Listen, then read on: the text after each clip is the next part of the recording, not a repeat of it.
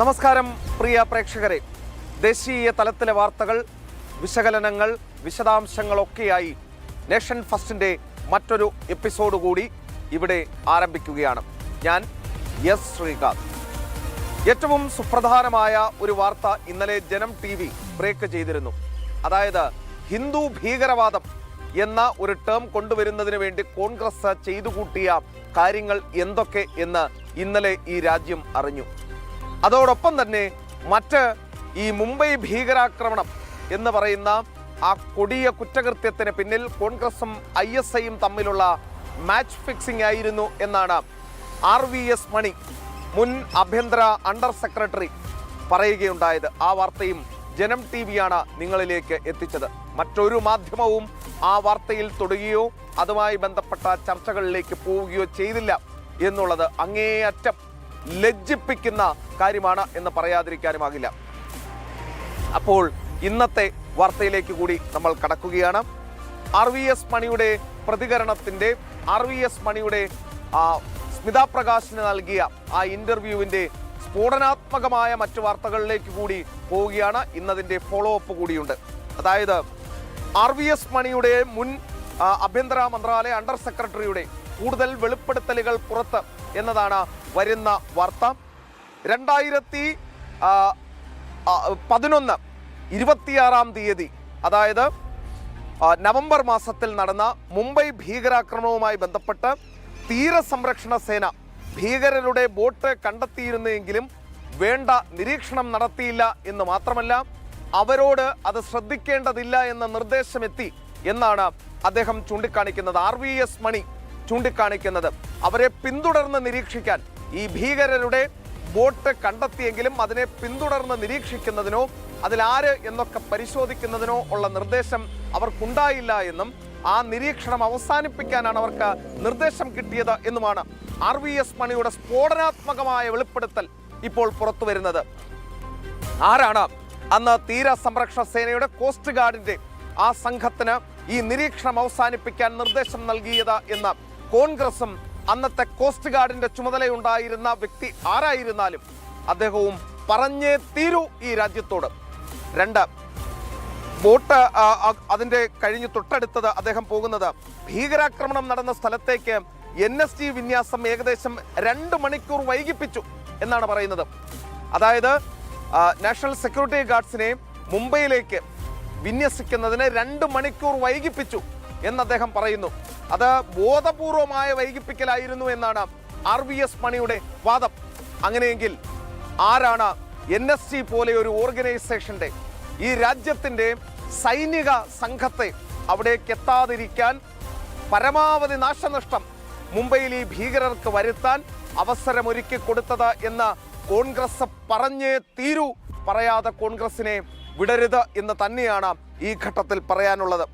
മറ്റൊന്നുകൂടി വരുന്നത് 2010 പുറത്തു വന്ന ഒരു വിക്കിലീക്സ് രേഖയിൽ ലഷ്കർ-ഇ-ത്വയ്ബയേക്കാൾ വലിയ ഭീഷണിയായി ഹിന്ദു സംഘടനകളെ രാഹുൽ ഗാന്ധി വിശേഷിപ്പിച്ചതായി റിപ്പോർട്ട് ചെയ്തിരുന്നു എന്നും RVS മണി പറയുന്നു.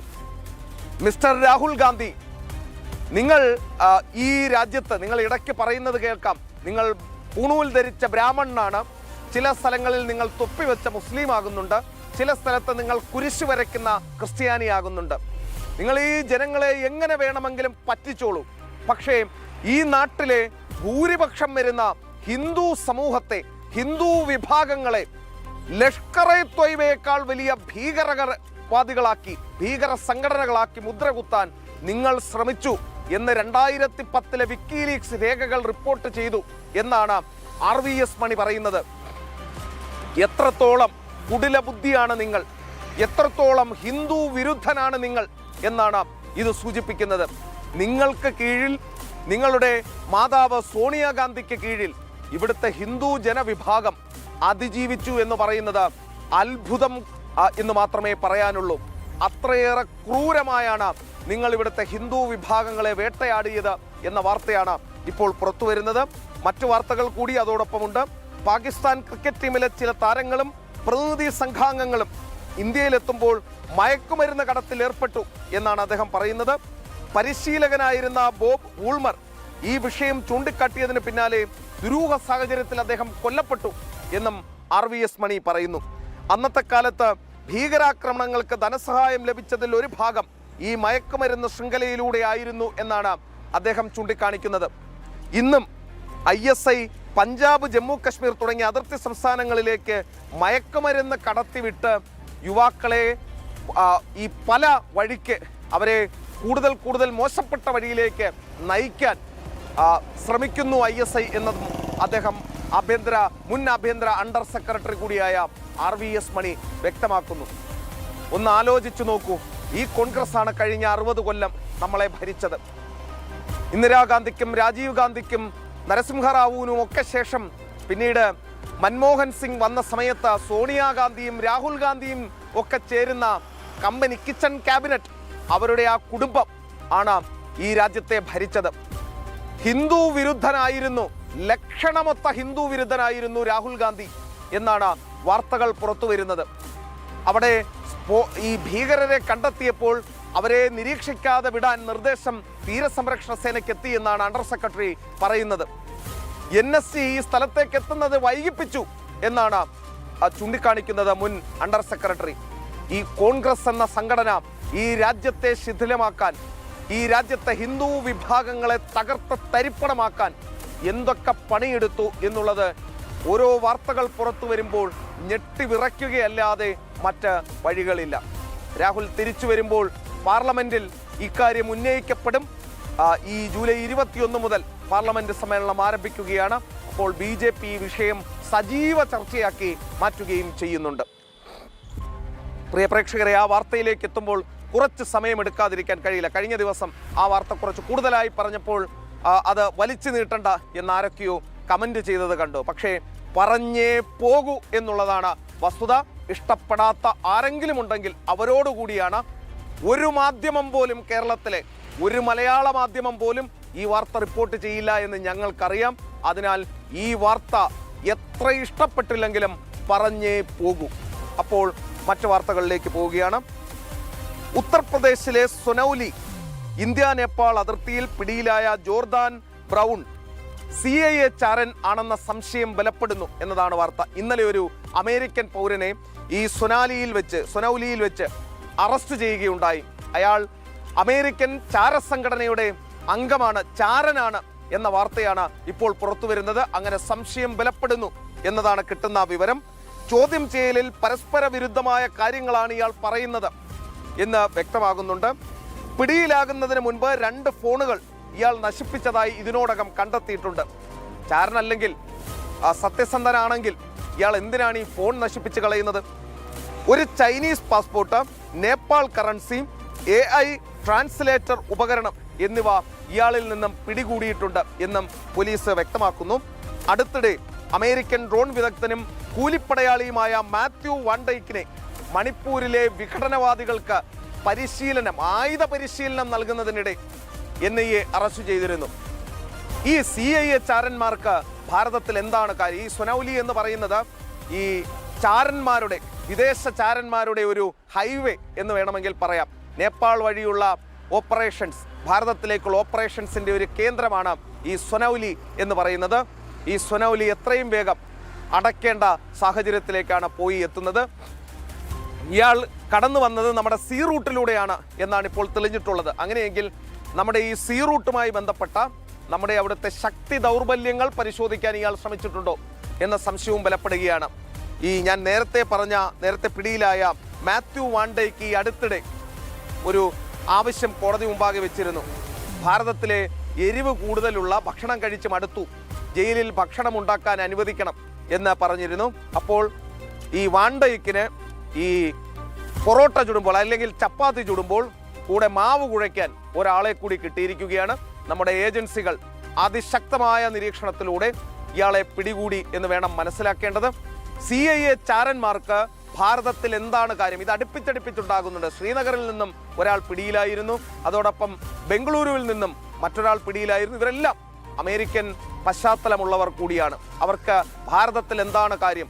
നേപ്പാളിലും ബംഗ്ലാദേശിലും ശ്രീലങ്കയിലും ഒക്കെ തന്നെ ഭരണകൂടങ്ങളെ അട്ടിമറിച്ചതുപോലെ ഭാരതത്തിൽ നരേന്ദ്രമോദി സർക്കാരിനെ അട്ടിമറിക്കാനാണോ ഇവർ ഇറങ്ങിയിരിക്കുന്നത് എന്ന സംശയവും ബലപ്പെടുകയാണ്. അതുമായി ബന്ധപ്പെട്ട വാർത്തകൾ ഇന്നത്തെ തുടർന്നുള്ള മണിക്കൂറുകളിൽ പ്രിയപ്പെട്ട പ്രേക്ഷകരിലേക്ക് എത്തിക്കുന്നതുമായിരിക്കും. മറ്റ് വാർത്തകളിലേക്ക് കൂടി പോവുകയാണ് പ്രിയ പ്രേക്ഷകരെ. ഛത്തീസ്ഗഡിൽ നിന്നുള്ള ഒരു വാർത്തയാണ്. ഹിന്ദുക്കളെ കള്ളന്മാർ, കവർച്ചക്കാർ, കൊള്ളക്കാർ, അടിമകൾ എന്നിങ്ങനെ വിശേഷിപ്പിക്കുകയും മതത്തെ അപമാനിക്കുന്ന തരത്തിൽ പ്രസംഗിക്കുകയും ചെയ്ത ക്രിസ്ത്യൻ മതപരിവർത്തന സംഘത്തിന് തിരിച്ചടി എന്നതാണ് ഛത്തീസ്ഗഡിൽ നിന്നും വരുന്ന വാർത്ത. ഭാരത് മുക്തി മോർച്ച, രാഷ്ട്രീയ ക്രിസ്ത്യൻ മോർച്ച ഉൾപ്പെടെയുള്ള സംഘടനകളിലെ 11 ഭാരവാഹികൾക്കെതിരായ ക്രിമിനൽ നടപടികൾ റദ്ദാക്കണമെന്ന ഹർജി ഛത്തീസ്ഗഡ് ഹൈക്കോടതി തള്ളി എന്നും വാർത്തയിൽ പറയുന്നു. ചീഫ് ജസ്റ്റിസ് രമേശ് സിൻഹയും ജസ്റ്റിസ് രവീന്ദ്രകുമാർ അഗർവാളും അടങ്ങിയ ബെഞ്ച് ഈ പ്രസ്താവനകൾ ഭരണഘടന ഉറപ്പ് നൽകുന്ന അഭിപ്രായ സ്വാതന്ത്ര്യത്തിന്റെ പരിധിയിലാണോ അതോ വിദ്വേഷ പ്രസംഗമായി കണക്കാക്കേണ്ടതാണോ എന്നത് വിചാരണയ്ക്കിടെ തെളിവുകൾ പരിശോധിച്ച ശേഷം മാത്രമേ തീരുമാനിക്കാനാകൂ എന്ന് വ്യക്തമാക്കി. അതായത് വായിൽ തോന്നിയത് മുഴുവൻ ഹിന്ദുക്കളെക്കുറിച്ചും ദേവീദേവന്മാരെക്കുറിച്ചും വിളിച്ചു പറഞ്ഞതിന് ശേഷം ഹൈക്കോടതിയിൽ പോയി പറയുകയാണ് ഞങ്ങൾക്കെതിരെയുള്ള FIR റദ്ദാക്കണമെന്ന്. കോടതി അത് 4 മടക്കി കെട്ടി ചുരുട്ടി അത് വേസ്റ്റ് ബാസ്ക്കറ്റിലേക്ക് ഇട്ടിരിക്കുകയാണ്. വിചാരണ നേരിടണം എന്നാണ് ഈ മിഷണറി സംഘത്തോട് പറഞ്ഞിരിക്കുന്നത്. നമ്മുടെ കേരളത്തിലെ ഒരു ഓമല്ലൂരിലൊരു ടീമുണ്ട്, ബിനു വാഴമുട്ടം. കാളിദേവിയെ അപമാനിക്കുകയും ഹിന്ദു ദേവീദേവന്മാരെ അപമാനിക്കുകയും ഈ മതപരിവർത്തനവുമായി മുന്നോട്ട് പോവുകയും ചെയ്യുന്ന കൊടും ക്രിമിനലാണ് ബിനു വാഴമുട്ടം. ഈ അടുത്ത് ജനൻ ടിവിക്കെതിരെ ഒരു പ്രാർത്ഥനാ സംഗമമൊക്കെ നടത്താൻ ശ്രമിച്ചു. ആകെ 4 3 7 ഗുണ്ടകൾ മാത്രമാണ് അതിൽ പങ്കെടുത്തത് എന്ന വാർത്തയും പുറത്തു വന്നിട്ടുണ്ട്. അതുപോലെ കുറച്ച് ആളുകളാണ് ഛത്തീസ്ഗഡിലും ഈ പണി പയറ്റിയത്. ഛത്തീസ്ഗഡിൽ 2 കന്യാസ്ത്രീകൾ പിടിയിലായ സമയത്ത് അവിടെ പ്രശ്നവുമായി എത്തിയ, അവിടെ പ്രശ്നങ്ങൾ തീർക്കാൻ എത്തിയ ആളുകൾ ഉണ്ടായിരുന്നു. അപ്പോൾ അവരോടൊക്കെ പറയാനുള്ളത് ഛത്തീസ്ഗഡുമായി ബന്ധപ്പെട്ട് ഛത്തീസ്ഗഡിൽ ഒരു വാഹനം, ഒരു പോലീസ് വാഹനം വന്ന് ആ സൈഡിൽ ഹോൺ അടിച്ചിരുന്നു. അദ്ദേഹത്തിന് എന്തോ പ്രശ്നമുണ്ടെന്ന് തോന്നുന്നു. അപ്പോൾ വാർത്തയിലേക്ക് തിരിച്ചു വരുന്നു. അപ്പോൾ ഛത്തീസ്ഗഡിൽ വലിയ പ്രശ്നങ്ങൾ, വലിയ പ്രതിസന്ധികൾ ഉണ്ടാക്കാൻ, അവിടുത്തെ സർക്കാരിന് പ്രതിസന്ധികൾ ഉണ്ടാക്കാൻ ശ്രമിച്ച ചില ആളുകൾ ഉണ്ട്. അപ്പോൾ അവരോടൊക്കെ പറയാനുള്ളത് ഹിന്ദു ദേവീദേവന്മാരെ അപമാനിക്കുകയും മതപരിവർത്തന ശ്രമങ്ങൾക്ക് നിങ്ങൾ കൊടിപിടിക്കുകയും ചെയ്തതുകൊണ്ടാണ് നിങ്ങൾ അകത്താകുന്ന സാഹചര്യമുണ്ടായത്. നിങ്ങളിൽ പെട്ടവർക്ക് എതിരായ ഹർജിയാണ് ഇപ്പോൾ കോടതി തള്ളുകയും ചെയ്തത്. അതുമായി ബന്ധപ്പെട്ട മറ്റ് ചില വിശദാംശങ്ങൾ കൂടി നൽകാനുണ്ട്. 2024 ഫെബ്രുവരി 27 ജശ്പൂർ ജില്ലയിലെ കുങ്കുരിയിലെ സലിയതോളി മിനി സ്റ്റേഡിയത്തിൽ നടന്ന പൊതുയോഗത്തിലാണ് വിവാദ പ്രസംഗങ്ങൾ നടക്കുകയുണ്ടായത്. ഇതിനെ തുടർന്ന് വിശ്വ ഹിന്ദു പരിഷത്ത് പ്രവർത്തകൻ നടത്തിയ പരാതിയുടെ അടിസ്ഥാനത്തിലാണ് കേസ് എന്ന വാർത്തയും ഇതോടൊപ്പം നൽകാനുണ്ട്. അപ്പോൾ ഒന്ന് ഓർത്തു നോക്കൂ, ഇത് ഛത്തീസ്ഗഡിൽ മതപരിവർത്തനം നടക്കുന്നുണ്ട്. ഛത്തീസ്ഗഡിൽ ഹിന്ദു ദേവീദേവന്മാരെ അപമാനിക്കുന്നുണ്ട്. അതിനെതിരെ പ്രതികരിക്കുക മാത്രമാണ് അവിടുത്തെ ഹിന്ദു വിഭാഗങ്ങൾ ചെയ്തു പോന്നിരുന്നത്. ജയിലിലാകുന്ന കന്യാസ്ത്രീകളെ മോചിപ്പിക്കുന്നതിനും മതപരിവർത്തനം നടത്തി അകത്തേക്ക് പോകുന്നവരെ രക്ഷിക്കാനും നടക്കുന്ന ആളുകൾ ഈ വാർത്തയൊന്ന് കേട്ടിരിക്കുന്നത് നല്ലതാണ്. മറ്റൊരു വാർത്തയിലേക്ക് പോവുകയാണ്. രാഹുൽ ഗാന്ധി എവിടെ എന്നതായിരുന്നു കഴിഞ്ഞ കുറച്ച് ദിവസങ്ങളായി നമ്മൾ കേട്ടുകൊണ്ടിരുന്ന ഒരു ചോദ്യം. രാഹുൽ ഗാന്ധിയെക്കുറിച്ച് വിവരം ഇല്ല എന്നതായിരുന്നു BJP ഉയർത്തിയ ഒരു കാര്യം. കോൺഗ്രസിലും വലിയ പുകച്ചിൽ ഇതുമായി ബന്ധപ്പെട്ട് നടക്കുന്നുണ്ട്. ഇതാ ഇപ്പോൾ പ്രിയങ്ക ഗാന്ധിയും എവിടെ എന്ന ചോദ്യമാണ് പുറത്തു വന്നിരിക്കുന്നത്. കാണാതായ ഗാന്ധിമാർ എവിടെ എന്ന് BJP ഒരു ക്യാമ്പയിൻ തുടങ്ങിയിരിക്കുന്നു എന്നതാണ് വാർത്ത. അതായത് വയനാട് MPയെയും കാണുവാനില്ല എന്ന് BJP പറയുന്നു. ദുരന്തം നടന്ന MP, ഈ വയനാട്ടിൽ നമുക്കറിയാം ഒരു ദുരന്തം നടന്നിരുന്നു, എന്നിട്ടും അവിടുത്തെ MPയെ മണ്ഡലത്തിൽ കാണാൻ പോലും സാധിക്കുന്നില്ല എന്നതാണ് BJP ദേശീയ നേതൃത്വം ആരോപണമായി മുന്നോട്ട് വയ്ക്കുന്നത്. വയനാട് ഗാന്ധിമാരുടെ ടൂറിസം ഡെസ്റ്റിനേഷൻ കേന്ദ്രം മാത്രമാണോ എന്നാണ് BJP ചോദിക്കുന്നത്. മാത്രമല്ല, വയനാട്ടിലെ ജനങ്ങൾ ഗാന്ധിമാർക്ക് വെറും വോട്ട് ബാങ്ക് മാത്രമാണോ എന്ന കാര്യവും നിലവിൽ ഇപ്പോൾ ചോദിക്കുന്നുണ്ട് BJP നേതൃത്വം. വയനാട്ടിൽ MP നടത്തുന്നത് രാഷ്ട്രീയ ടൂറിസം. വോട്ട് നേടാൻ ഗാന്ധിമാർ വരും, ദുരന്തവും കഷ്ടപ്പാടും വരുമ്പോൾ അവരെ കാണില്ലെന്നും BJP നേതൃത്വം ആരോപണം ഉന്നയിക്കുന്നുണ്ട്. കാണാതായ ഗാന്ധിമാരെ കടന്നാക്രമിച്ച് BJP നേതാവ് ഷാസിയ ഇൽമിയാണ് രംഗത്ത് വന്നത്. നിങ്ങളൊന്ന് ഓർത്തു നോക്കൂ, ഈ രാജ്യത്ത് ഇത്രയധികം പ്രശ്നങ്ങൾ ഉണ്ടാകുമ്പോൾ രാഹുൽ ഗാന്ധിയെ കാണാനില്ല. രാഹുൽ ഗാന്ധി ഏതോ ഒരു വിദേശ രാജ്യത്ത് ചുറ്റിക്കറങ്ങി നടക്കുന്നു. 10-21 ദിവസമായി എന്നാണ് കിട്ടുന്ന വിവരം. ഇനി പ്രിയങ്ക ഗാന്ധിയുടെ കാര്യമെടുത്താൽ പ്രിയങ്ക ഗാന്ധിയെയും ഈ പ്രദേശത്തെങ്ങും കാണാനില്ല. വയനാട്ടിൽ ഇത്ര വലിയൊരു ദുരന്തം നടന്ന അവിടുത്തെ ജനങ്ങളെ സമാശ്വസിപ്പിക്കുന്നതിന് എംപിയെ കണി കാണാൻ പോലും കിട്ടുന്നില്ല എന്നുള്ളതാണ് വസ്തുത. സ്വാഭാവികമായും ചോദ്യം ചെയ്യപ്പെടുക തന്നെ ചെയ്യും. പ്രിയങ്ക ഗാന്ധിക്ക് വോട്ടുകുത്തി പ്രിയങ്ക ഗാന്ധിയെ വിളിച്ച് വയനാടിനെ രക്ഷിക്കാൻ തീരുമാനിച്ച വയനാട്ടിലെ പ്രബുദ്ധരായ വോട്ടർമാർ സ്വയം ചിന്തിക്കട്ടെ.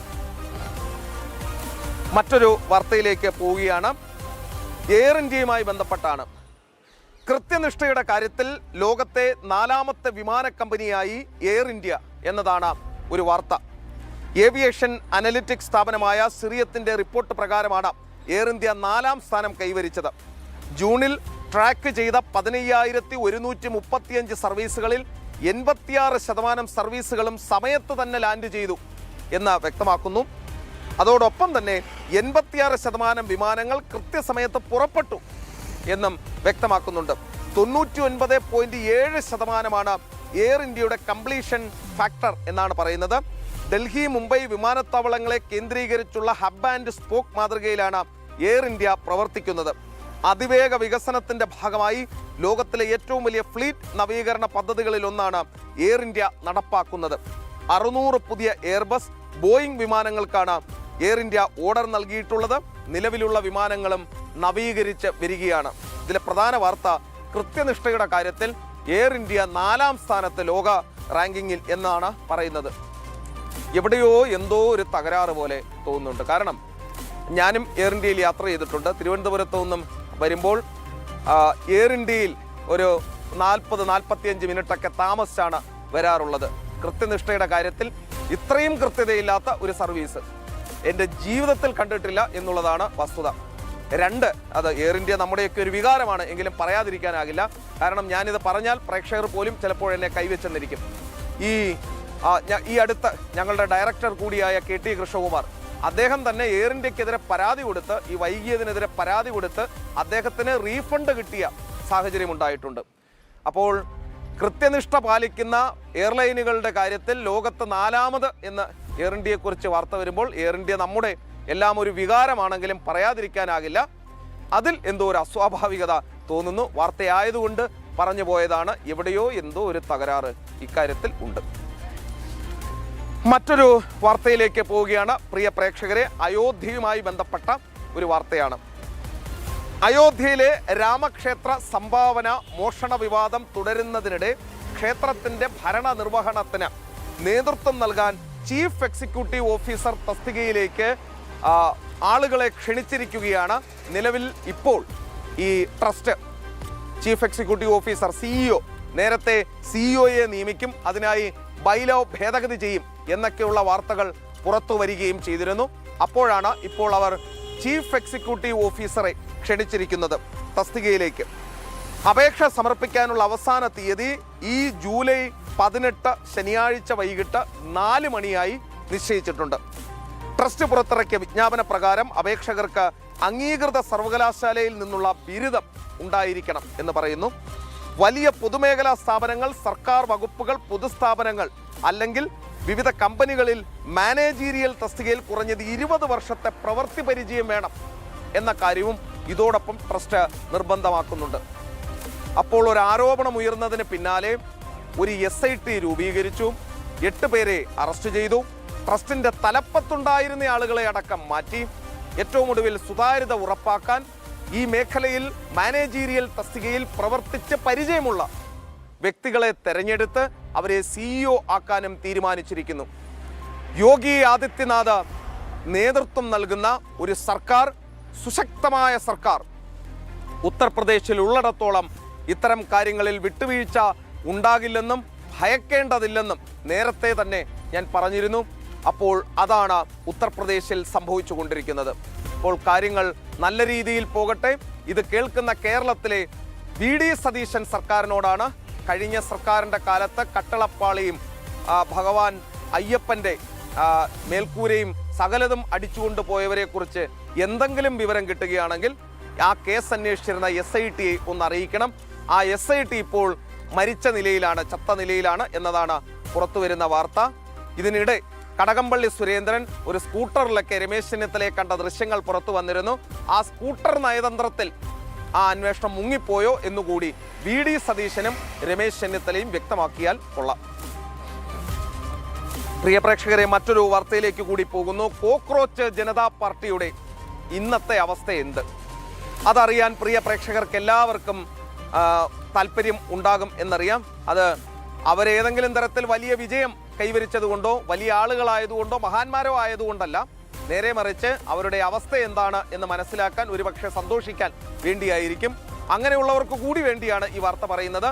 ഇത്രയും ദിവസം പിന്നിടുമ്പോൾ, ഏതാണ്ട് സോനം വാങ്ചോക്ക് നിരാഹാര സമരം 16ാം ദിവസമൊക്കെയാണ്, അവിടെ ആളും ആരവുമില്ലാതെ പൂരം കഴിഞ്ഞ പൂരപ്പറമ്പ് പോലെയാണ് ഇന്നിപ്പോൾ ഈ കോക്രോച്ച് ജനതാ പാർട്ടിയുടെ സമരത്തിൻ്റെ അവസ്ഥ. ഈ ആം ആദ്മി പാർട്ടിയുടെ നേതാക്കൾ അവിടെ വന്ന് പിന്തുണ നൽകുന്ന ചില സാഹചര്യങ്ങൾ ഉണ്ടായിട്ടുണ്ട്. അതോടൊപ്പം CPIMന്റെ നേതാക്കൾ വരുന്നുണ്ട്. അതിനപ്പുറത്തേക്ക് പൊതുജനങ്ങളുടെ പിന്തുണ നേടാൻ ഈ കോക്രോച്ച് ജനതാ പാർട്ടിക്കും അഭിജിത്ത് ദീപ്കയ്ക്കും ഈ ലഡാക്കിലെ അവിടെ അത്രയും കലാപമുണ്ടാക്കിയ സോനം വാങ്ചുക്കിനും സാധിച്ചിട്ടില്ല എന്നുള്ളതാണ് വസ്തുത. എടുത്തു പറയേണ്ട ഒരു കാര്യം, ഇതിൽ ഇപ്പോൾ അഭിജിത്ത് ദീപ്കെ ഈ സമരം പൊളിഞ്ഞ് പാളീസാകുന്ന ഘട്ടത്തിൽ മാധ്യമങ്ങൾക്കെതിരെ രംഗത്ത് വന്നിരിക്കുകയാണ്.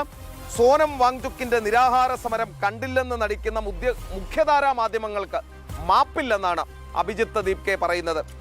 എടോ അഭിജിത്ത് ദീപ്കെ, നിങ്ങൾ നടത്തുന്ന US-ന്റെയും അമേരിക്കൻ ഫണ്ടർമാരുടെയും കോൺഗ്രസിൻ്റെയും മറ്റ് രാഷ്ട്രീയ നേതാക്കളുടെയും വിടുപണിയുമായി, പിമ്പിങ്ങുമായി ഇന്ത്യയിലേക്ക് വന്ന് ഇവിടെ ജനാധിപത്യപരമായി തെരഞ്ഞെടുക്കപ്പെട്ട സർക്കാരിനെതിരെ കോക്രോച്ച് ജനതാ പാർട്ടി എന്നൊക്കെ പേരിൽ ഒരു സംഘടനയുണ്ടാക്കി അവരുടെ പൈസയും വാങ്ങി കീശയിലിട്ട് കച്ചോരിയും കഴിച്ച് ഐസ്ക്രീമും ഫലൂഡയും കഴിച്ച് ഇവിടെ സമരം ചെയ്താൽ പിന്തുണ കിട്ടും, പിന്തുണയ്ക്കും എന്ന് വിചാരിച്ചോ? കേരളത്തിലെ, മലയാളത്തിലെ, ഈ രാജ്യത്തോട് കൂറില്ലാത്ത മാധ്യമങ്ങളല്ല ഉത്തരേന്ത്യയിലേത് എന്ന് മനസ്സിലാക്കണം. അവർക്ക് കൃത്യമായ നിലപാടുണ്ട്, നിങ്ങളെക്കുറിച്ച് ധാരണയുണ്ട്. അതോർത്താൽ നന്ന്. ഒരു ഇടവേള അനിവാര്യമായി വന്നിരിക്കുകയാണ്. ഇപ്പോൾ PCR-ൽ നിന്നും ഒരു മെസ്സേജ് കൂടി എത്തിയിരിക്കുന്നു. ഒരു ഇടവേള അത്യാവശ്യമായി വേണം എന്നുള്ളതാണത്. ഒരു ഇടവേളയിലേക്ക് പോയി വളരെ വേഗം ഈ ബുള്ളറ്റിനിലേക്ക്, ഈ സെഗ്മെന്റിലേക്ക് തന്നെ തിരിച്ചു വരാം. ഇടവേള.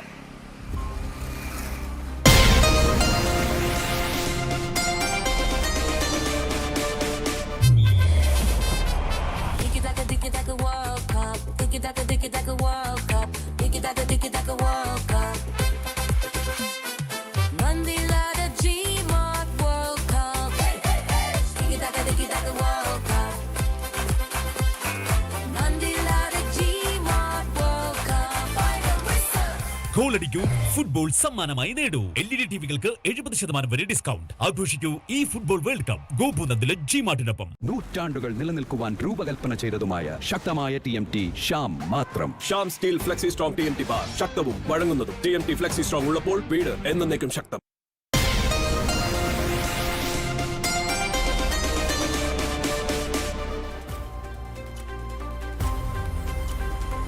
പ്രിയ പ്രേക്ഷകരെ, വാർത്തയിലേക്ക് വീണ്ടും സ്വാഗതം.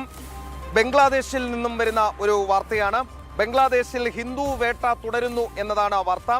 രാജ്യത്തെ ഏറ്റവും വലിയ ശ്രീരാമ പ്രതിമ നിർമ്മിക്കാൻ നേതൃത്വം നൽകിയ ആൾ അറസ്റ്റിൽ എന്നതാണ് വാർത്ത. ഹരിദാസ് ചന്ദ്ര തരണീദാസിനെ അറസ്റ്റ് ചെയ്തത് അനധികൃത പണമിടപാട് കേസിൽ എന്നാണ് അവിടുത്തെ സർക്കാർ പറയുന്നത്. അറസ്റ്റിനെ അപലപിച്ച് Hindu, Buddhist, Christian unity council രംഗത്ത് വന്നിട്ടുണ്ട്. രാജ്യത്ത് ന്യൂനപക്ഷങ്ങളുടെ ജീവൻ അപകടത്തിലാണെന്ന് സംഘടന ആരോപിക്കുന്നു. തീവ്ര ഇസ്ലാമിക സംഘടനകളുടെ പ്രതിഷേധത്തെ തുടർന്ന് ശ്രീരാമ പ്രതിമാ നിർമ്മാണം സർക്കാർ തടഞ്ഞിരുന്നു. പ്രതിമാ നിർമ്മാണത്തിന് വേണ്ടി പ്രവർത്തിച്ച ഹരിദാസ് ചന്ദ്ര തരണീദാസ് തീവ്ര ഇസ്ലാമിക സംഘടനകളുടെ കണ്ണിലെ കരടായിരുന്നു എന്നതാണ് പുറത്തുവരുന്ന വാർത്ത. അതായത് അവിടെ ന്യൂനപക്ഷങ്ങൾ, ഒരു മുസ്ലിം ഭൂരിപക്ഷ രാജ്യത്ത് ന്യൂനപക്ഷങ്ങൾക്ക്, ഹിന്ദു, ക്രിസ്ത്യൻ, സിഖ്, പാഴ്സി അങ്ങനെ വരുന്ന ന്യൂനപക്ഷങ്ങൾക്ക് ജീവിക്കാൻ അനുവദിക്കില്ല, അവരെ ജീവിക്കാനുള്ള സ്വാതന്ത്ര്യം പോലും അവർക്കില്ല എന്നുള്ളത് അടിവരയിട്ട് ഉറപ്പിക്കുകയാണ് ബംഗ്ലാദേശിൽ നടക്കുന്ന സംഭവ വികാസങ്ങൾ. മറ്റൊരു വാർത്തയിലേക്ക് പോവുകയാണ്. ബലൂചിസ്ഥാനിൽ നിന്നും വരുന്ന വാർത്തയാണ്. ബലൂചിസ്ഥാനിൽ നിയന്ത്രണം നഷ്ടപ്പെട്ട പാക് ഭരണകൂടം എന്നതാണ് വാർത്ത. പാക് അധീന കശ്മീരിൽ നടക്കുന്ന പ്രക്ഷോഭം ഒരു വശത്ത്, തൊട്ടു പിന്നാലെയാണ് ബലൂചിസ്ഥാനിൽ ഇത്ര വലിയൊരു പ്രക്ഷോഭം, പ്രതിഷേധം പാകിസ്ഥാനിൽ നടക്കുന്നത്. ബലൂചിസ്ഥാനിലെ 85% ഭൂപ്രദേശവും തങ്ങളുടെ നിയന്ത്രണത്തിലായെന്ന് റിപ്പബ്ലിക് ഓഫ് ബലൂചിസ്ഥാൻ അവകാശപ്പെടുന്നുണ്ട്. ഖനികളുടെ അടക്കം നിയന്ത്രണം ബലൂജ് സുരക്ഷാ സേനയ്ക്കെന്ന അവകാശവാദം വരുന്നു. ബലൂജികൾ സൈന്യത്തിൽ നിന്നും പോലീസിൽ നിന്നും അടക്കം പാക് സർക്കാർ സർവീസുകളിൽ നിന്നും രാജിവെക്കുന്നത് തുടരുകയാണെന്നും റിപ്പബ്ലിക് ഓഫ് ബലൂചിസ്ഥാൻ പറയുന്നു. 2026 അവസാനത്തോടെ ബലൂചിസ്ഥാൻ പാക് അധിനിവേശത്തിന് പൂർണ്ണമായും അന്ത്യം കുറിക്കും എന്നും അവർ വ്യക്തമാക്കുന്നു. ലോകം റിപ്പബ്ലിക് ഓഫ് ബലൂചിസ്ഥാന്റെ സ്വാതന്ത്ര്യം അംഗീകരിക്കാൻ സമയമായെന്നും അവർ ചൂണ്ടിക്കാണിക്കുന്നു. അതായത് പാകിസ്ഥാന് കനത്ത തിരിച്ചടി, അവരെന്താണോ വിതച്ചത് അത് അവർ കൊയ്യുന്നു. കശ്മീരിൽ പ്രശ്നങ്ങൾ ഉണ്ടാക്കി ഭാരതത്തെ വെട്ടിമുറിക്കാൻ നടന്നവരാണ്. അപ്പോൾ പാക് അധീന കാശ്മീർ ഒരു വശത്ത്, ബലൂചിസ്ഥാൻ മറ്റൊരു വശത്ത് തിളച്ചു മറിയുകയാണ്. അതിൽ നിന്നും തലയൂരാനാകാതെ വിഷമിക്കുകയാണ് പാക് ഭരണകൂടം. പ്രിയ പ്രേക്ഷകരെ, അപ്പോൾ സമയം 8 മണി കഴിഞ്ഞ് 26 മിനിറ്റ് പിന്നിട്ടിരിക്കുന്നു. നേഷൻ ഫസ്റ്റ് അവസാനിപ്പിക്കാൻ നേരമായി. നേഷൻ ഫസ്റ്റിനെ കുറിച്ചുള്ള നിങ്ങളുടെ അഭിപ്രായങ്ങൾ, നിങ്ങളുടെ വിമർശനങ്ങൾ ഒക്കെ തന്നെ നമ്മുടെ കമൻറ്റ് ബോക്സിൽ നിങ്ങൾക്ക് രേഖപ്പെടുത്താവുന്നതാണ്. തിരുത്തേണ്ട കാര്യങ്ങൾ തിരുത്തും, ഭംഗിയാക്കേണ്ട കാര്യങ്ങൾ കൂടുതൽ ഭംഗിയാക്കി വീണ്ടും നിങ്ങളിലേക്ക് തന്നെ എത്തും. ഇന്ന് രാത്രി 9:30 നേഷൻ പ്ലസുമായി വീണ്ടും കാണാം. ഇപ്പോൾ ന്യൂസ് ഡെസ്കിൽ നിന്നും ശില്പയും രാഖിയും നിങ്ങൾക്കൊപ്പം ചേരും.